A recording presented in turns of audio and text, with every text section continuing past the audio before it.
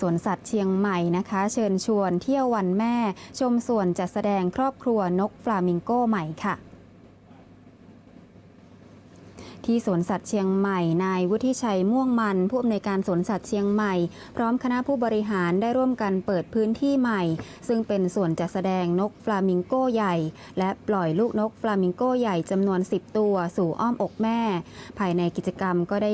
ยังให้นักท่องเที่ยวถ่ายภาพแม่กับลูกคู่กันและติดแฮชแท็กเพื่อลุ้นรับของที่ระลึกด้วยโดยสวนนกฟลามิงโก้แห่งใหม่ทางสวนสัตว์เชียงใหม่ได้สร้างขึ้นเพื่อรองรับครอบครัวนกฟลามิงโก้ที่เพิ่มจำนวนมากขึ้นจากเดิม51ตัวและเกิดใหม่อีก10ตัวพร้อมทั้งจัดกิจกรรมปล่อยลูกนกฟลามิงโก้สู่อ้อมอกแม่เพื่อเป็นการแสดงความรักของแม่และลูกและเปิดให้นักท่องเที่ยวร่วมกิจกรรมไลค์แอนด์แชร์ถ่ายภาพกับนกฟลามิงโก้ใหญ่หรือคู่แม่ลูกอัปโหลดลง Facebook ติดแฮชแท็กสวนสัตว์เชียงใหม่รับของที่ระลึกจากสวนสัตว์เชียงใหม่ทันทีเฉพาะวันที่10ถึง12สิงหาคมนี้เท่านั้น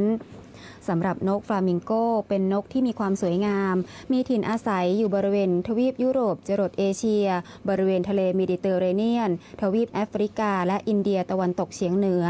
กินสิ่งมีชีวิตในน้ำที่ไม่มีกระดูกสันหลังหรือเปลือกและพืชผักในน้ำเป็นอาหารเช่นไรน้ำลูกกุ้งแพลงก์ต้นและสาหร่ายบางชนิดปัจจุบันนกฟลามิงโก้เป็นสิ่งมีชีวิตที่มีความเสี่ยงต่ำต่อการสูญพันธุ์อีกด้วยค่ะ